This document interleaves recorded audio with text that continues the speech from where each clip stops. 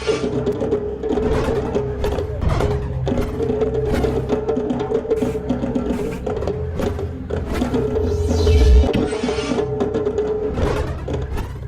ami d'Icône Web TV, bonjour. Merci de prendre le rendez-vous de votre émission Écho des Arts. Aujourd'hui, nous allons vous parler de la récupération avec notre artiste plasticien béninois qui va nous faire découvrir l'univers de sa carrière artistique.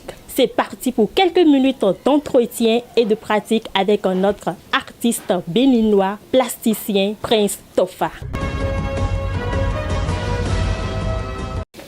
Prince Topha, bonjour. Bonjour. Comment allez-vous? Très bien. Dites-nous, en tant qu'artiste plasticien, pourquoi avoir opté pour la récupération? Je voulais un matériel à partir de rien. C'est de là que j'ai choisi la récupération. Mais maintenant, je ne suis pas dans la récupération. Je peux vous dire que je suis dans la transformation. Et qu'est-ce qui vous a le plus marqué dans votre vie artistique? Beaucoup. Mais tout juste, je vais vous parler de ma première performance déambulatoire à Cotonou, à Fidjrosset.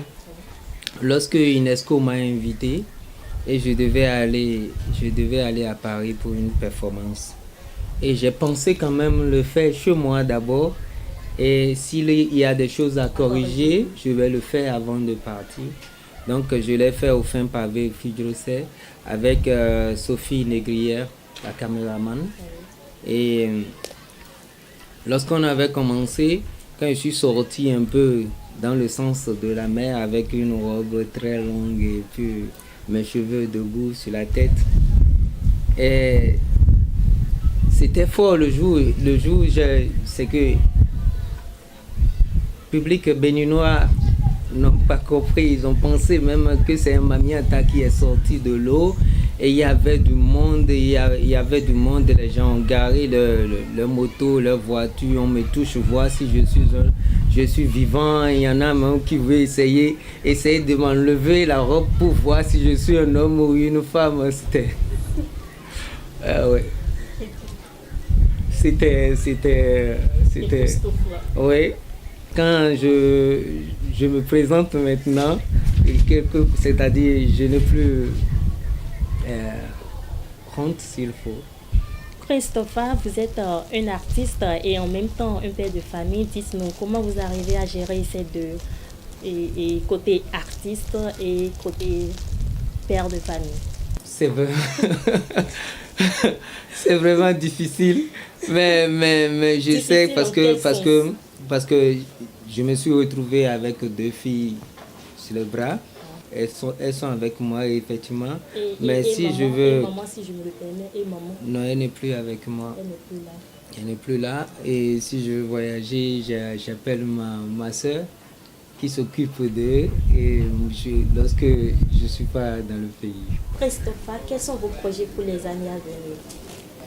Pour le moment, je dois retourner encore à Tanguy pour un expo et la performance. C'est tout ce que je peux vous dire. Dans quelques années ou bien d'ici quelques mois? D'ici quelques mois.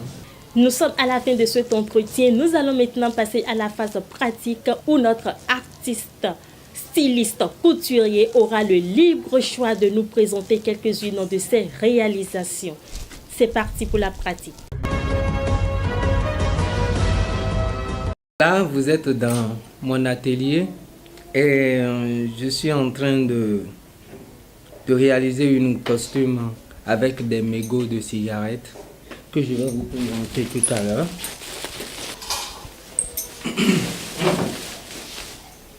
Vous voyez, ces mégots de cigarettes, je les ramasse un peu partout dans les kiosques qu'on appelle ici chez les daguerres et aussi un peu partout à la plage. J'ai une performance et expo en cours à l'Institut français de Cotonou. Donc je me prépare comme ça, petit à petit, quoi.